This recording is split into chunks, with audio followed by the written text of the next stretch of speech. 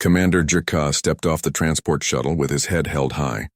His purple scales caught the artificial light of the orbital station, making him look every bit the proud warrior he was. Behind him, 3 other alien observers followed. There was Chittik, whose insect-like body clicked with each movement.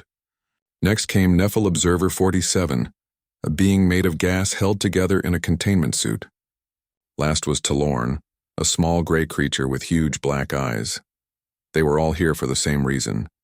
The Galactic Coalition had invited them to see human military training. Jerka thought it was a waste of time. Humans were new to the galaxy. They had only joined the Coalition 5 years ago.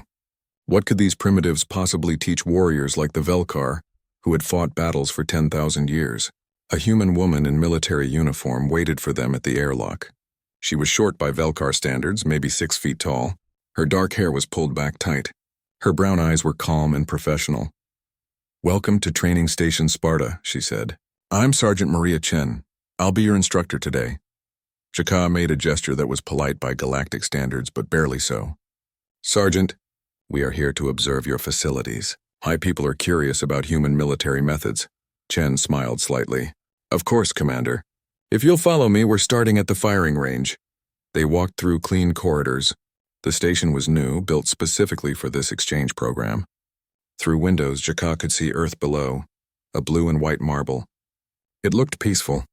He had read that humans came from what the galaxy classified as a Class 7 death world. That seemed hard to believe looking at it. The firing range was large and well lit. At one end were various targets. Some looked like combat dummies. Others were armor plates mounted on stands. A few human soldiers were already there, checking their equipment. What caught Jerka's attention immediately were the weapons. They were bulky, crude-looking, made of metal and composite materials. Some had wooden parts for the eternal void's sake. Wood. One soldier held his weapon, aimed downrange, and fired. The noise was incredible. A sharp crack that hurt Jerka's ear membranes. But worse than the noise was what happened to the soldier. The weapon jumped in his hands. His whole body absorbed the impact. He had to brace himself with his whole stance just to control it. Jerka couldn't help himself. He laughed. "Sergeant Chen," he said, still chuckling, "are those your standard weapons?" "Yes, Commander," Chen replied calmly. "And they push back against the user when fired?" Jerka shook his head. "I don't understand. Why would you design a weapon that fights you?" Chittik chittered in agreement. "Most inefficient. Our plasma weapons have no recoil at all. Same with our force beams," Talorn added in his high voice. Chen just nodded. "Would you like to demonstrate your weapons, Commander? We've set up a testing area." "Gladly," Jerka said. He unclipped his plasma rifle from his back. It was beautiful, he thought. Sleek silver metal with blue energy coils, light as air. Elegant. He stepped up to the firing line. A combat dummy stood 50 meters away. "Standard galactic military target." Jerka checked his weapon with practiced ease. The charge cell glowed green. "Full power." He raised the rifle, barely needing to aim. There was no weight to account for. No stupid recoil to prepare for. He fired. A beam of superheated plasma shot out silently except for a soft hum. It hit the dummy center mass. The material melted instantly, leaving a perfect circular hole about 2 inches wide. The edges glowed orange. The dummy remained standing. 60 meters per second plasma velocity, Jerka announced. 11,000 degree temperature at impact. Complete penetration of standard armor. The target's internal systems would be destroyed. He turned to Chen. "And I didn't have to wrestle with my own weapon to achieve it." The other aliens made approving sounds. Even the gas being Nephil 47 flashed colors that indicated respect through his containment suit. Chen walked up and examined the target. "Very precise," she said. "Clean hole. Cauterized edges. No mess." She turned back to them. "Would you like to see what our weapons do?" "By all means," Jerka said. He was trying not to sound too amused. These humans with their primitive technology. It would be entertaining at least. Chen selected a weapon from the rack. She called it a rifle, though it looked nothing like Jerka's elegant plasma weapon. It was black and bulky with a long barrel. She inserted something called a magazine into it and pulled back a lever. "This is a standard .308 caliber semi-automatic rifle," she explained. "It uses chemical propellant to launch a metal projectile. The bullet weighs about 150 grains, that's roughly 10 grams. It leaves the barrel at about 850 meters per second. Jaka did the math in his head. That was much faster than his plasma. But it was just a chunk of metal. How much damage could it do? Chen positioned herself at the firing line. Her stance was completely different from Jaka's casual pose. Her feet were apart. Her body leaned slightly forward. One hand gripped the weapon firmly. The other supported the front. Her shoulder pressed tight against the stock. "Ready?" she asked. "Proceed," Jaka said. Chen fired. The sound was deafening, a sharp crack that echoed through the range. The weapon jerked in her hands, the barrel lifting, but Chen controlled it, her whole body working to manage the recoil. Jaka barely noticed any of that. He was staring at the target. The dummy hadn't just been penetrated. The entire chest cavity had exploded outward. Synthetic flesh hung in tatters. The structural supports inside were visible, bent, and broken. The dummy had been knocked backward several inches. Pieces of it lay on the floor. "What?" Jaka said slowly. "Did you do?" Chen lowered the rifle. "That's what we call a ballistic wound. The bullet doesn't just punch through like plasma. It transfers kinetic energy, creates a temporary cavity much larger than the bullet itself, causes hydraulic shock through the tissue." She walked to a control panel and switched targets. A fresh dummy rose from the floor. "That was standard ammunition," Chen continued. "Would you like to see hollow point rounds? They expand on impact." Jaka just nodded. He couldn't speak. Chen fired again. This time the damage was even worse. The back of the dummy simply wasn't there anymore. Everything behind the impact point had been destroyed. "Armor-piercing rounds?" Chen offered. She aimed at one of the armor plates. It was made of the same material as galactic combat armor, rated to withstand plasma fire and energy weapons. Jaka had seen those plates stop heavy weapons fire during combat simulations. Chen fired. The bullet punched through it like it wasn't there. The hole was small in front, but the back of the plate had a crater the size of a fist where the metal had been forced outward. "That's impossible," Lorne whispered. "Physics," Chen replied. "Mass times velocity equals momentum. That momentum has to go somewhere. With plasma, most of the energy dissipates as heat and light. With our rounds, nearly all of it transfers into the target." Jaka's mind was racing. Recoil. The weapon kicked because all that energy was being generated. If the weapon pushed back that hard, that meant the target was being hit with that same force. "Do you have?" he started, then had to clear his throat. "Do you have larger weapons?" Chen smiled. It wasn't a nice smile. "Oh yes, Commander," she said. "Would you like to see our .50 caliber?" Two human soldiers brought out a weapon that made Jaka's scales ripple with instinctive concern. It was massive, nearly as long as he was tall. The barrel alone looked thick enough to be a club. They mounted it on a bipod stand because clearly no one could hold such a thing while firing it. "This is the Barrett M82, Chen explained, running her hand along the weapon with obvious respect. .50 caliber anti-materiel rifle.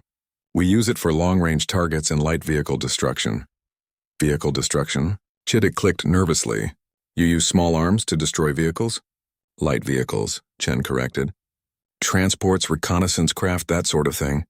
It's not our main anti-armor weapon, of course. That would be rockets and missiles."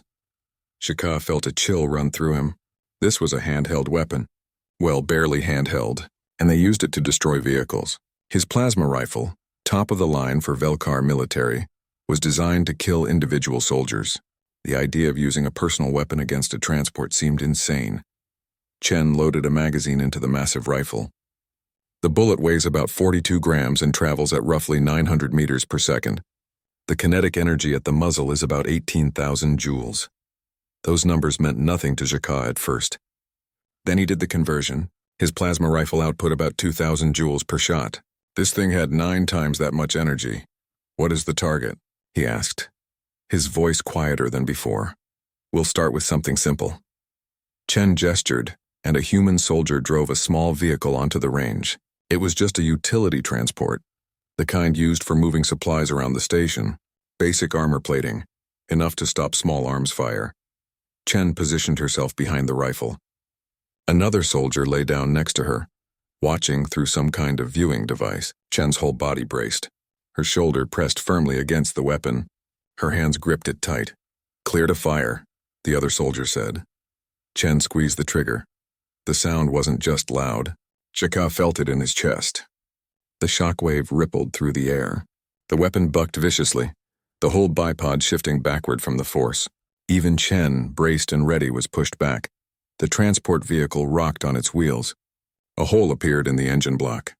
But that wasn't what made Jika's mandibles drop open. The bullet had gone through the engine, through the cab, and out the back. 3 layers of metal and composite armor. The exit hole was the size of his head. Internal components hung out like entrails. Fluids leaked everywhere. "One shot," Jika said. "One shot and you destroyed it." "Disabled it," Chen corrected, standing up and brushing dust off her uniform. "It's not destroyed. But it's not going anywhere." Neffel 47 drifted forward, his gases swirling anxiously inside his suit. "This is your standard infantry weapon?" "Not standard, no," Chen admitted. "This is a specialist weapon. Our standard rifles are what I showed you first. But every platoon has access to these for specific situations." Talorn spoke up, his voice shaking slightly. "What is your standard anti-armor weapon?" Chen smiled. "Want to see?" She didn't wait for an answer. She spoke into her communication device. "Bring out the Gustav." Another team of soldiers appeared carrying a tube nearly 6 feet long. They set it up on a launch platform and began preparing it. One soldier loaded something that looked like a small rocket into the back. "This is a Carl Gustaf recoilless rifle," Chen explained. "We use it against heavy armor, fortifications, and bunkers." "Finally," Jika said, trying to regain some dignity. "A proper weapon. Explosive warheads, yes? We have similar weapons. Guided plasma charges that—" "Not exactly," Chen interrupted. "The Gustav can fire several types of ammunition. High-explosive anti-tank, high-explosive dual-purpose anti-structure, and others. The heat round we've loaded can penetrate about 400 millimeters of armor." Jika's scales went pale. 400 millimeters. That was thicker than a Velkar battle tank's armor. This was a weapon carried by 2 soldiers. They set up a target at 200 meters. It was a solid block of composite armor, the kind used on military vehicles. Chen gave the command. The soldier fired. This time there was a blast from both ends of the weapon. Fire shot out the back as the rocket launched forward. The noise was incredible. The rocket streaked across the range and hit the armor block. The explosion was bright even through the safety filters. When the smoke cleared, the armor block had a hole completely through it. The edges glowed red from the heat. Molten metal dripped down. "Your recoilless rifle has more recoil than our plasma cannon," Chitik observed, clicking in what Jika recognized as nervous laughter. "The backblast is why we call it recoilless," Chen explained.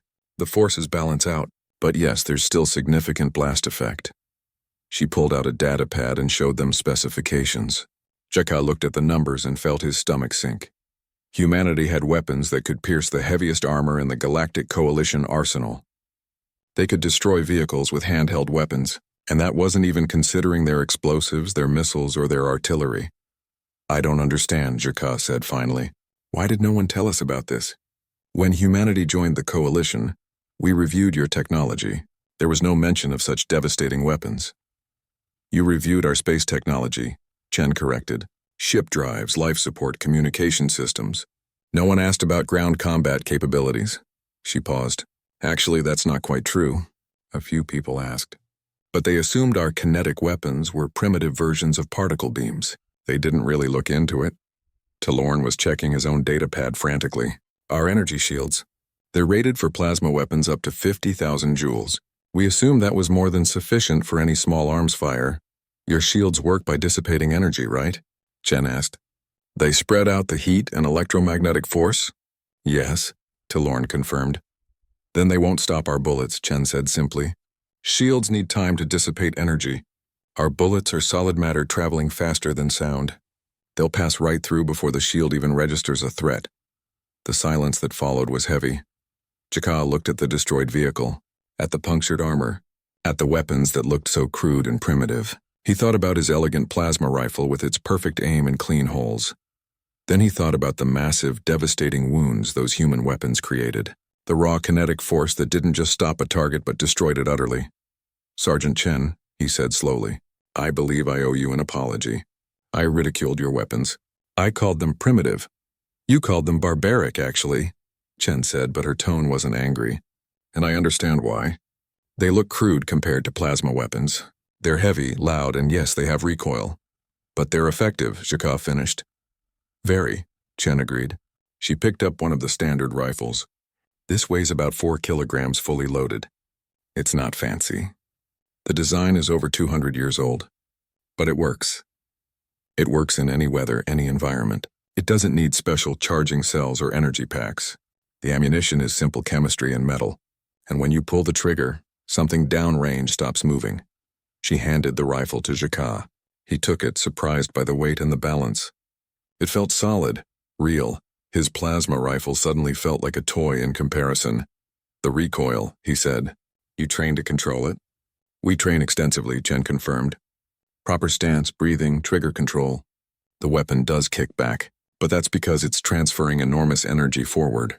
You can't have one without the other. It's physics. Jaka aimed the rifle downrange, not firing, just feeling the weight. He understood now. The recoil wasn't a flaw. It was proof of power. I would like to learn, he said quietly, if you're willing to teach. Chen smiled, and this time it was warm.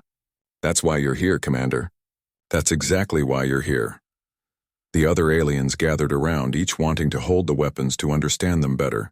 Their ridicule had turned to respect, tinged with something else, fear perhaps. Or maybe just the realization that they had badly underestimated these humans. Jaka couldn't sleep that night. He kept thinking about the demonstration, about the holes in the armor, about the way the combat dummy had simply disintegrated under fire. His quarters on the station were comfortable, but he found himself pacing, his claws clicking on the metal floor. Finally, he contacted Sergeant Chen through the station's communication system. Commander, she answered, sounding alert despite the late hour. Is something wrong? I need to understand, Jaka said. Your weapons, they're not just different from ours. They're designed with a completely different philosophy. I need to know why. There was a pause. Then Chen said, I'll set up a meeting with Dr. Okafor. He's our historian. He can explain better than I can.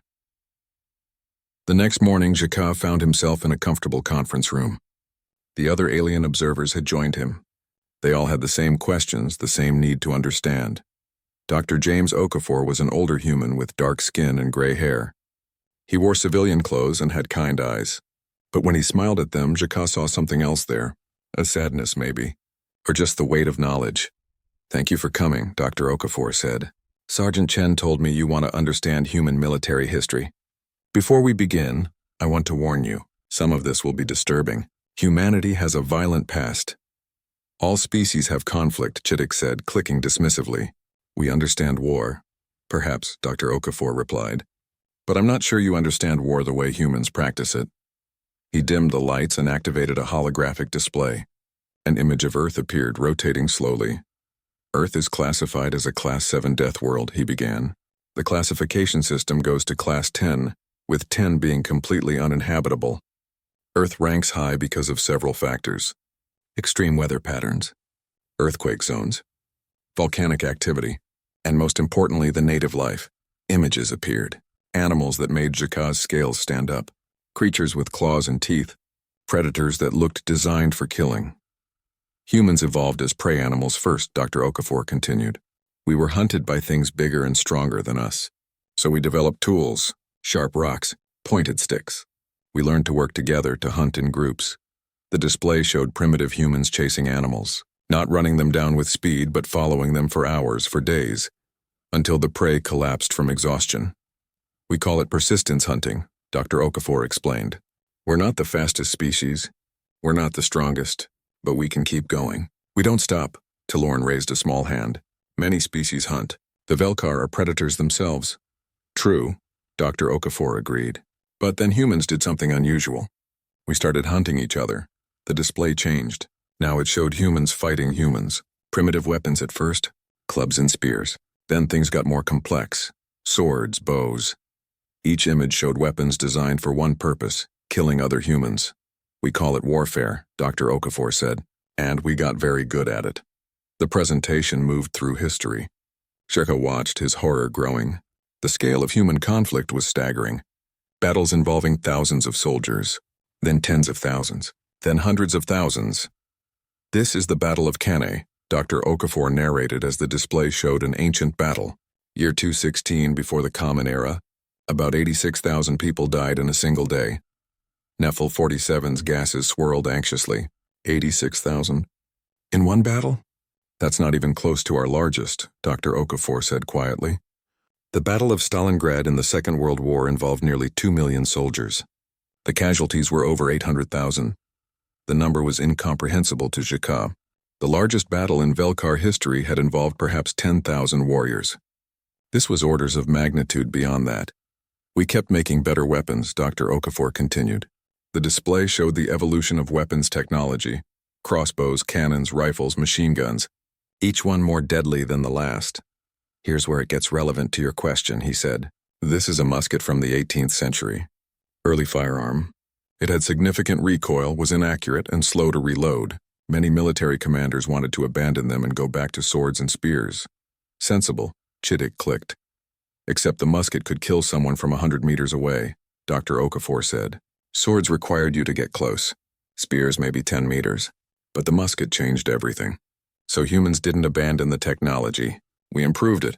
The display showed weapons getting better. More accurate, faster to reload, less recoil through better design. But the fundamental principle remained: chemical propellant launching a projectile. By the 20th century we had industrialized warfare, Dr. Okafor said. His voice was heavy now. World War I lasted 4 years. Estimated military deaths 9 million. Civilian deaths 7 million. World War II was worse. Military deaths 24 million. Civilian deaths 49 million. The conference room was silent except for the hum of the holographic display. 73 million people. Talorn whispered. That's more than the total population of my homeworld. Dr. Okafor nodded. We killed that many of our own species in 6 years.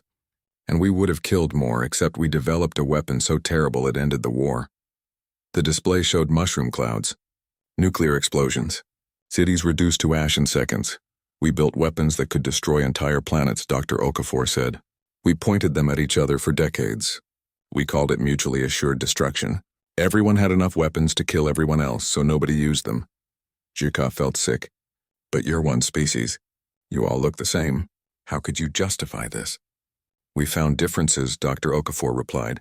Skin color, religion, language, economic systems. We could always find a reason to kill each other. He paused. Eventually we grew past it, mostly. We united as a species. But that violent history shaped how we think about warfare. The display changed again. Now it showed human military doctrine, combat manuals, training procedures. When humans fight, we don't fight to wound or disable, Dr. Okafor explained.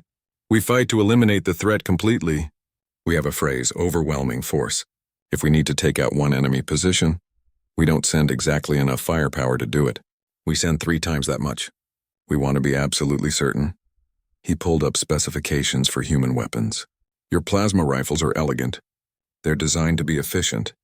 Minimal energy use. Clean kills. Very civilized. And our weapons? Chen had entered the room quietly. Designed to be certain, Dr. Okafor finished. We don't trust efficiency alone. We want the target to stay down. We want massive trauma. We want hydrostatic shock and cavitation. We want the target destroyed, not just damaged. Shaka thought about the exploded combat dummy, the vehicle with a hole through its engine, the punctured armor plate. Every human weapon was designed with brutal effectiveness as the primary goal. We evolved on a death world, Dr. Okafor continued. We evolved hunting and being hunted. Then we spent 10,000 years hunting each other. This shaped our thinking. When we make weapons, we make them to kill, not to stun, not to disable. To kill. But you're peaceful now, Chittick protested. You joined the coalition. You follow the same laws we do. We are peaceful, Chen agreed. We prefer peace. We've learned the cost of war. But that doesn't mean we forgot how to fight. It means we choose not to. Those are very different things. Dr. Okafor deactivated the display. The lights came back up. The aliens blinked, adjusting to the brightness. You asked why our weapons have recoil, he said. The real answer is this. We could make recoilless weapons. We have the technology. Energy weapons. Directed plasma. All of that. But we keep kinetic weapons because they work. They work in any environment. They're simple. They're reliable. And they're devastatingly effective. Because you designed them to kill humans, Shaka said slowly. And humans are tough. We're persistent, Dr. Okafor corrected. We don't stop. So we needed weapons that would make an enemy stop immediately. No second chances. No wounded enemy getting back up. One shot, threat eliminated. Shakay looked at his hands. His claws were sharp. His species were natural predators.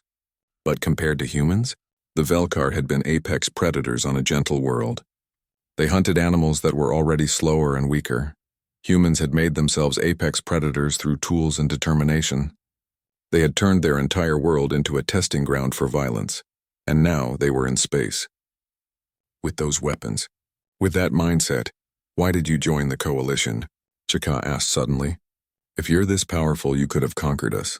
Dr. Okafor smiled sadly. Because we learned. We learned that conquest is empty, that violence for its own sake leads nowhere. We wanted to be part of something bigger. We wanted to contribute to peace. But you kept your weapons, Chaka said. Of course, Chen replied. Hope for peace. Prepare for war.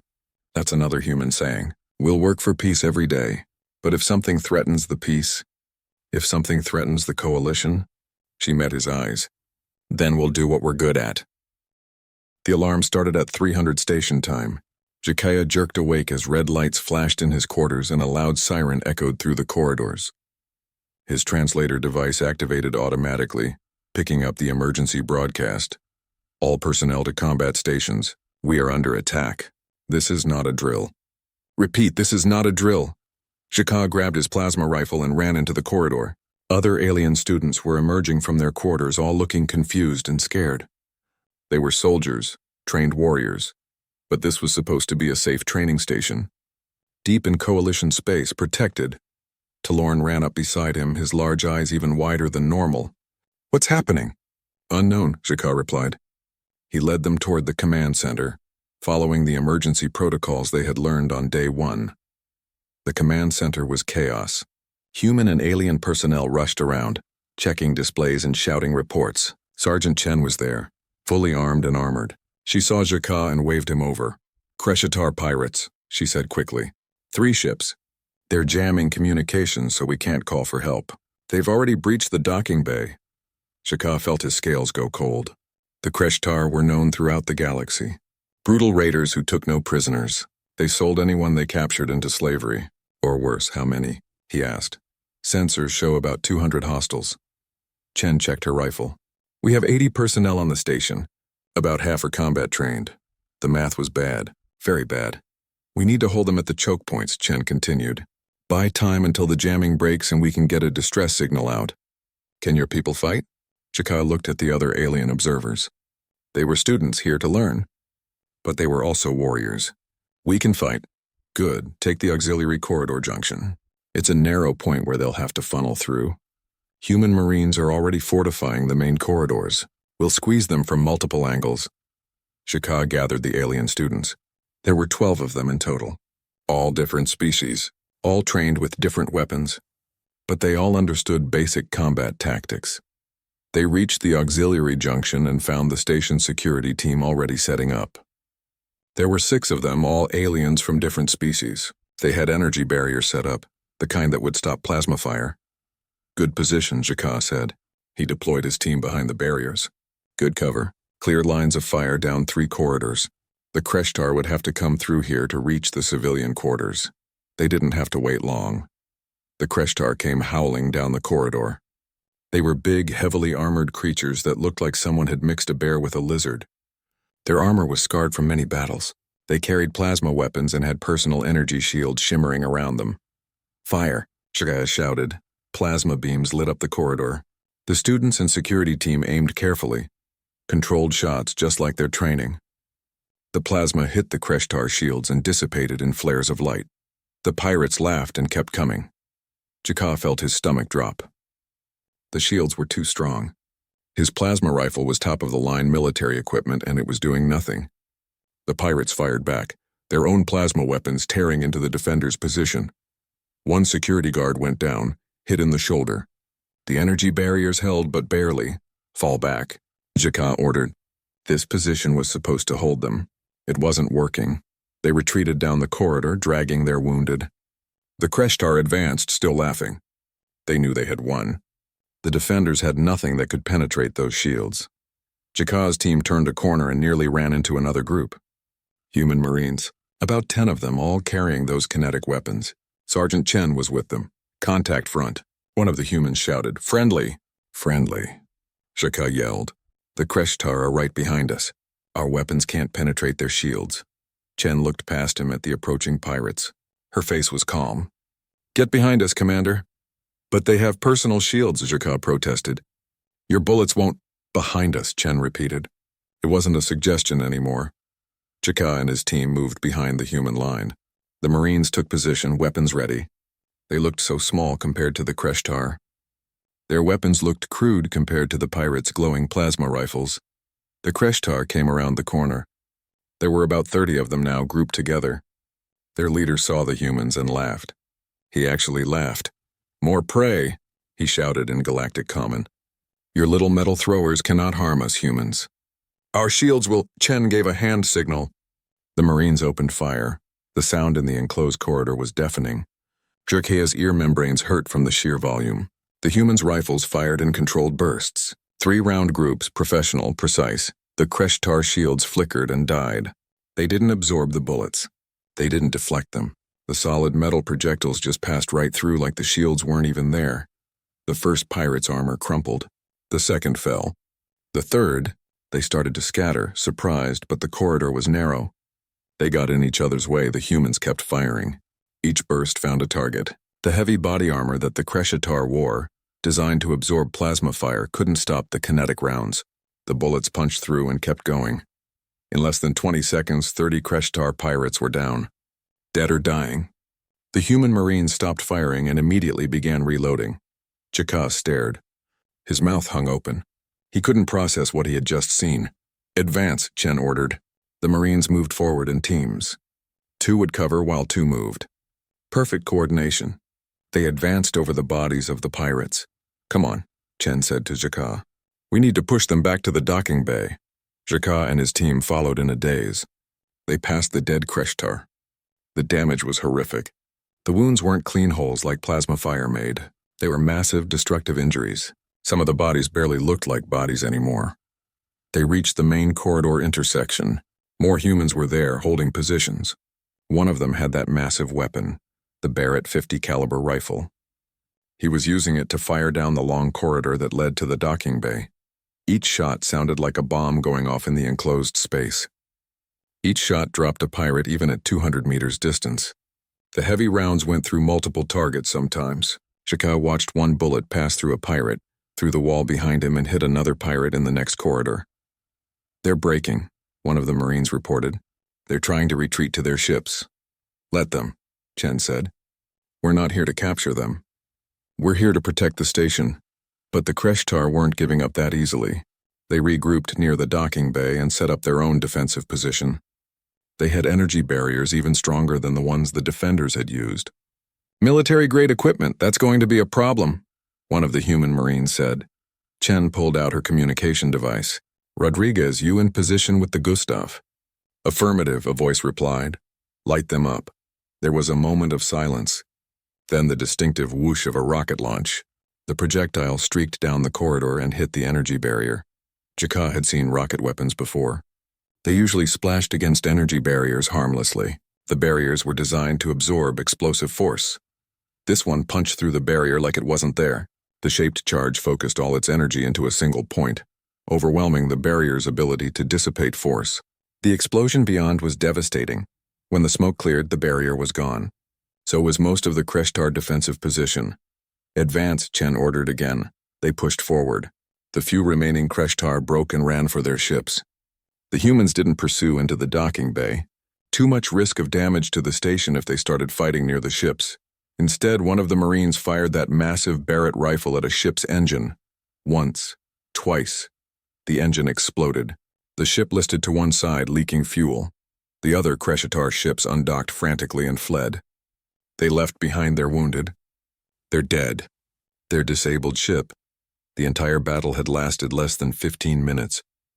Chaka sat down heavily against a wall. His legs wouldn't hold him anymore. Around him, the humans were already securing the area, checking for wounded, setting up a perimeter. Professional, efficient. Like this was routine for them, maybe it was. Chittick crawled over to Chaka. "Did you see?" Did you see what they did? I saw. Chaka replied quietly. The shields did nothing. Our shields. Military-grade shields that can stop anything. And their bullets just passed through. I know. They killed 30 Kreshitar in 20 seconds, I know. Talorn joined them, his small body shaking. I thought we were dead. When our plasma fire didn't work, I thought we were all dead. We would have been, Chaka said, if the humans hadn't been here. The medical bay was full. Chaka sat in a corner while a human medic checked him for injuries. He had none, not really. A few scrapes from diving behind cover. Nothing serious. But his mind felt bruised. Around him, the wounded were being treated. Most were aliens who had tried to hold the corridors with energy weapons. The Kreshtar had cut through them easily. The human casualties were minimal. 2 injured, none dead. You're fine, Commander, the medic said. Just some minor abrasions. Get some rest. Rest, Chaka almost laughed. How could he rest after what he had seen? Sergeant Chen found him an hour later. She had removed her armor and looked tired but not shaken. Not like the alien defenders who sat in small groups, talking in hushed voices about what had happened. Commander, she said, the Coalition is sending an admiral to investigate the attack. She'll arrive in about 6 hours. You're requested at the debriefing. Of course, Chaka said. He stood up feeling old. He was only 30 standard years young for a Velkar. But right now he felt ancient. The debriefing was held in the main conference room. The alien observers sat on one side, human personnel on the other. Station Commander Williams, a human with gray hair and sharp eyes, stood at the head of the table. Let's start with the facts, Williams said. The Kreshtar attacked with approximately 200 pirates. We had 80 personnel on station. We suffered 23 wounded, 3 serious. No fatalities on our side. The Kreshtar lost approximately 147 dead, 31 captured, and the rest fled. We disabled one of their ships. The number sounded unreal. The humans had been outnumbered more than 2 to 1, and they had won with minimal casualties. The attack lasted 14 minutes from first contact to enemy withdrawal, Williams continued. All thanks to the quick response of our Marines and the defensive positions we had prepared. It wasn't just that. Chaka spoke up. Everyone turned to look at him. It was the weapons. Our energy weapons couldn't penetrate their shields. But your kinetic weapons... He trailed off. Yes, Williams acknowledged. That was a significant factor. The Kreshtar came prepared to fight Galactic Coalition forces with standard equipment. They weren't prepared for human weapons. Talorn raised his hand. I want to understand. Why didn't our shields work? They're rated for 50,000 joules of energy. That should be more than enough. One of the human engineers spoke up. Your shields are designed to dissipate energy over time. They spread out heat and electromagnetic force. A plasma bolt hits the shield, and the shield has microseconds to distribute that energy across its entire surface. Yes, Talorn confirmed. That's exactly how they work. But our bullets are solid matter, the engineer continued. They're traveling at 2 to 3 times the speed of sound. The shield doesn't have time to react. By the time the shield registers something is hitting it, the bullet has already passed through. It's a timing problem, Chaka said slowly. Your weapons are so fast that our defenses can't respond. Essentially, yes, the engineer agreed. Plus, kinetic energy transfers differently than heat energy. Your shields can't absorb momentum the way they absorb heat. Chittick clicked nervously. So all of our defensive technology, everything we've built over centuries, is useless against human weapons. Not useless, Chen interjected. But less effective, yes. You'd need different shield designs. Ones that can create a physical barrier, not just an energy field. Which we don't have, Neffel 47 observed, his gases swirling. Not yet, Chen said. The room fell silent. Everyone was thinking the same thing. Humanity had only joined the Coalition 5 years ago. And in that time, no one had really looked at their weapons technology. Everyone had assumed that kinetic weapons were primitive, outdated. They had been catastrophically wrong. The door opened and a new figure entered. She was massive, nearly 8 feet tall, with gas clouds swirling inside a ceremonial containment suit. A Neffel, but much older than 47. Her suit bore the markings of a Coalition admiral. Everyone stood. At ease, Admiral Neffel 3 said. Her voice was like wind through crystals. I've been reviewing the battle logs. Commander Williams, excellent work. Your people performed admirably. Thank you, Admiral, Williams replied. Now, the Admiral's gases swirled in a pattern Jaka recognized as serious concern. We need to discuss the implications of this attack. She activated the holographic display. It showed a map of Coalition space. Red markers appeared in several locations. The Kreshtar are becoming bolder, the Admiral explained. This is the third attack on Coalition facilities in the last 2 months. They're testing our defenses, but why? Chittick asked. They're just pirates. What do they gain from attacking military installations? They're not just pirates anymore, the Admiral said. Our intelligence suggests they're being organized, funded.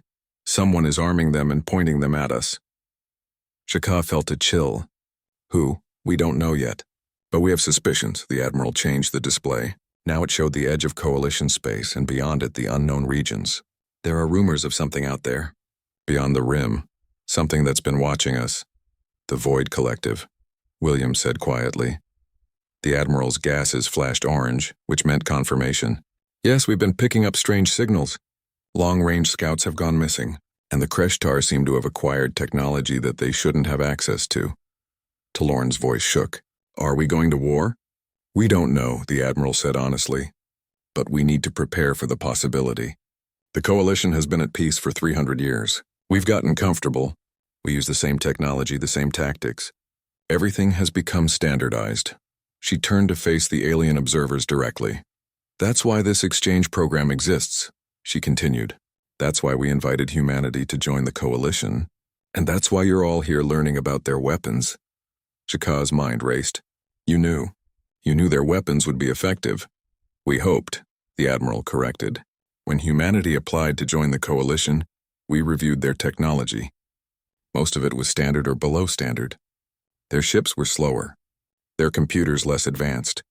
But their weapons, she paused. Their weapons were unique.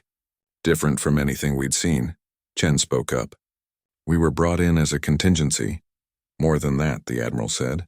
You were brought in as an insurance policy. The Coalition is large, peaceful, prosperous, but we've forgotten how to fight. Really fight. Humanity never forgot. Because we never stopped, Williams added. We fought each other for thousands of years. We only stopped fighting ourselves 50 years ago. The skills are still fresh. Jaka looked at the humans in the room.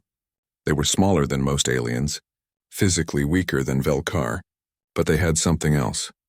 Experience, knowledge, a brutal understanding of violence that the rest of the galaxy had lost. What happens now? He asked. The Admiral's gases swirled blue, which meant determination. Now we learn. Commander Jaka, you're going to write a report about what you saw here, what human weapons can do, how they work, why they're effective. That report will be sent to every military commander in the Coalition. And the exchange program? Chittick clicked. Expands, the Admiral said.